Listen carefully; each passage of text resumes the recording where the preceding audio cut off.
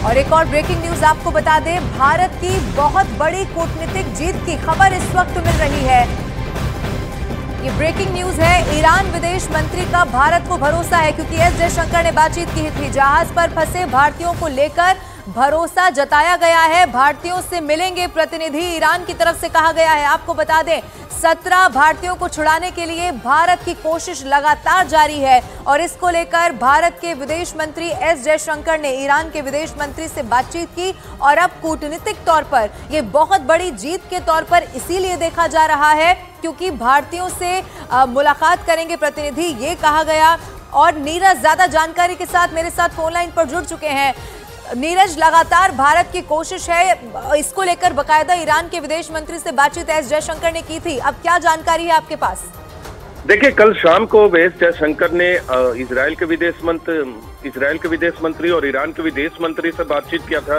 लेकिन ईरान के विदेश मंत्री के साथ बातचीत में एक प्रमुख मुद्दा ये भी था, एक तो मध्य पूर्व में जो क्राइसिस है उस पे दोनों की बातचीत हुई और भारत ने अपने पक्ष को दोहराया कि वहां शांति बहाल होनी चाहिए और कोई भी खराब स्थिति होती है उसको रोकना चाहिए। दूसरी अहम बात जो भारत के मायने में बहुत महत्वपूर्ण थी, जो ईरान की तरफ से जहाज को अपने कब्जे में लिया गया, उसमें 17 भारतीय सवार हैं, उसके बारे में जिक्र किया गया भारतीय विदेश मंत्री की तरफ से।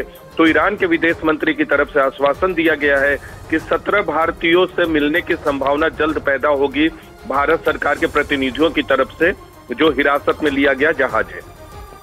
बिल्कुल नीरज, ये बहुत बड़ी खबर हम दर्शकों को लगातार बता रहे हैं कि कैसे भारत की एक बड़ी कूटनीतिक जीत के तौर पर भी देखा जा रहा है। भारत इस कोशिश में लगातार था और एक खबर सामने आती है कि विदेश मंत्री एस जयशंकर ने ईरान के विदेश मंत्री से बात की है। अब जहाज पर फंसे भारतीयों को लेकर जिन्हें छुड़ाने की जद्दोजहद जारी है, जिसे लेकर भारत अपना स्ट्रॉन्ग रुख पहले ही रख चुका है। अब इसको लेकर अब ईरान की तरफ से भरोसा यहां पर दे दिया गया है। नीरज लगातार हमारे साथ फोन लाइन पर जुड़े हुए हैं। नीरज, ये भारत की बड़ी कूटनीतिक जीत के तौर पर देखा जा रहा है।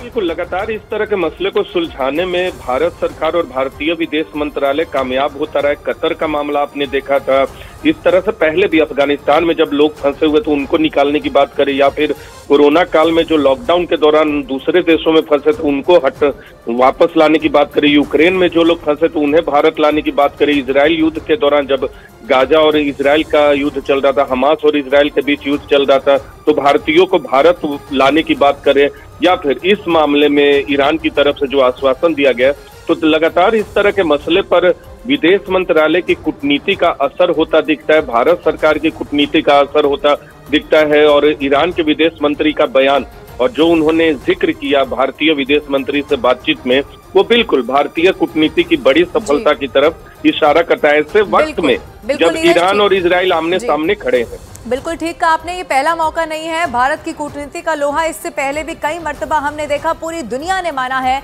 और एक बार फिर से एक बड़ी कूटनीतिक जीत भारत की इस लिहाज से भी हुई है कि जहाज पर फंसे भारतीयों को लेकर अब भरोसा मिल चुका है। ईरान ने कहा है भारतीयों से मुलाकात की जाएगी प्रतिनिधियों की तरफ से और इसीलिए ये भारत की एक बड़ी कूटनीतिक जीत है।